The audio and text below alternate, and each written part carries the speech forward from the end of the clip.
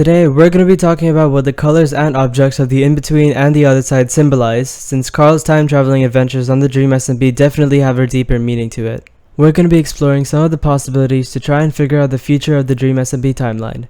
Before we start, make sure to check that you're subscribed because it only takes a few seconds and it helps out a ton. Anyways, let's begin. So, if you've been living under a rock for the past few months, Carl Jacobs has been doing short streams of canonic stories called Tales from the SMP. He gathers a few of the members to play as certain characters that most of the time have no relation to the main storyline. What we've all noticed that sometimes these stories are from the future, or some from the past. But one thing has remained consistent throughout each story. Carl is in every single one of them. Lately, some of the new characters on the SMP got superpowers. For example, Ranboo can do Enderman things like pick up unobtainable blocks like grass and mob spawners with his bare hands, and he has feelings for the lives of Endermen that naturally spawn in the world. Foolish can summon lightning when he pleases, and who knows what else he can do with his powers. Carl, however, can time travel. He can travel to any point in the storyline, and we believe he does this to find out more about the other characters and where they originated from. Each Tales from the SMP episode represents a time either long ago or way ahead in the future that Carl travels to. But the side effect of all this time traveling is that he is slowly losing his memory. So every time he travels, he goes through this place called the in-between. There, he writes all his memories and stories in books so that he doesn't forget them after time traveling. Throughout the in-between, there are books that Carl reads that tell him about the castle and how it is kind of a stopping point for time travelers to meet up and rest before traveling again. But there are also books telling him to stick to the path and to not go through a particular portal that is located at the top of the castle and is suspiciously blocked off. These are rather disturbing and show that the in-between is trying to hide something. Skipping ahead, in the latest Tales from the SMP episode, Carl figures out how to go through the portal where he ends up in a different castle that looks like the complete opposite of the in-between. Okay, now that you're all caught up, I'm gonna get into what this video is really about: symbolism. By symbolism, I mean how visual and sometimes audio clues tell us about the reality of a subject and what it can represent. With symbolism, we can create an idea of what the future holds for that subject. Let's start with the colors. One extremely obvious thing that you notice about these two places are the colors. The in-between has a very blank, plain theme of just white. Everywhere you look, you see a very minimalistic design that is all just bare white. The color white symbolizes many different things. Some of these are freshness, cleanliness, purity, and innocence. Those might seem like they're all good things, right? If the in-between symbolizes purity and innocence, why is it trying to hide what's not on the path, or more specifically, what's on the other side of the portal? If we dig in deeper into the symbolism of the color white, we can see that in Eastern culture, white can mean death, sorrow, and so on.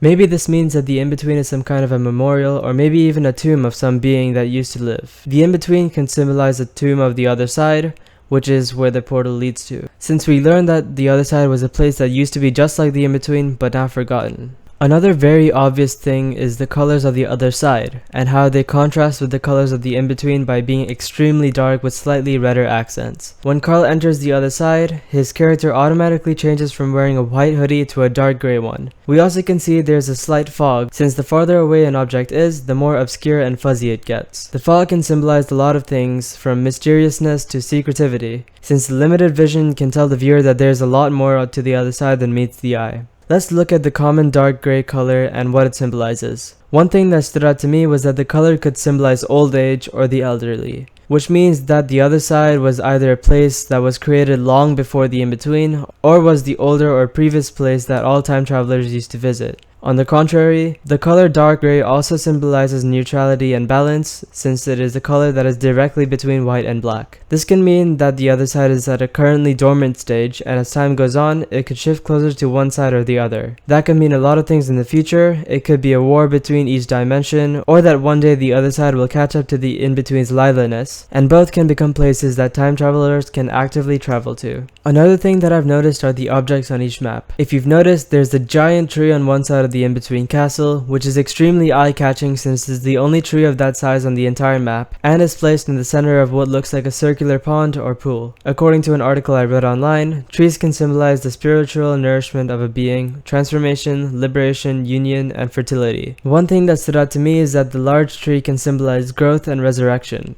This could mean a lot of things. For one, it could mean that the in-between is literally the other side, but a resurrected version of it. If that's the case, the portal is some kind of gateway to where the dead lay, which is why the other side is so decayed and abandoned, because it is, well, dead. That also gives us some insight as to why the in-between is trying to hide the other side. Maybe because the person who writes all the books is trying to tell Carl that going to the other side would bring back bad memories that would break Carl, because remember, he loses his memory every time he time travels. In the other side, however, there are no trees, mostly because we've covered that the other side was considered dead, decayed, and abandoned. Instead of trees, there are tentacles.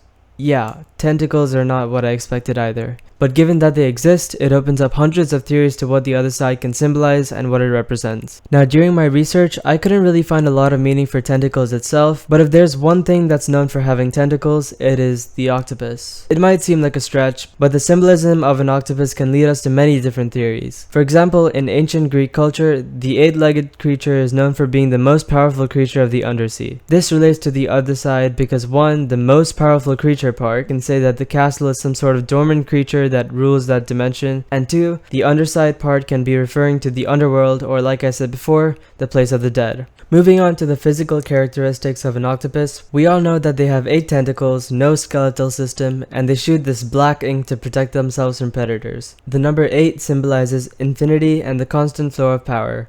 This means that no matter what, the other side will always be there, which is why the in-between warns others not to go there, because if it physically can't be killed, at least its memory can be. So if no one knows about the other side, it can't really exist. The lack of a skeletal system can symbolize that the only thing that formed the structure itself doesn't exist anymore. The people. Maybe there was a whole different species of time travelers that built the other side castle to go against the in-between, but slowly went extinct. It is a bit far, but the theory does make sense. The black ink that an octopus shoots out can sort of relate to the other side. It doesn't directly relate to any object in particular, but it could mean that the other side is protecting itself from something. Since why would it need a defense mechanism if it doesn't have anything to hide from? I know that there are a lot of creatures that have tentacles, but the most closely related thing, and the thing that made the most sense, was the octopus. To recap, we talked about what all the colors from the 2 dimensions symbolize. The white from the in-between symbolizes purity, innocence, but also death and sorrow. The dark gray of the other side symbolizes old age,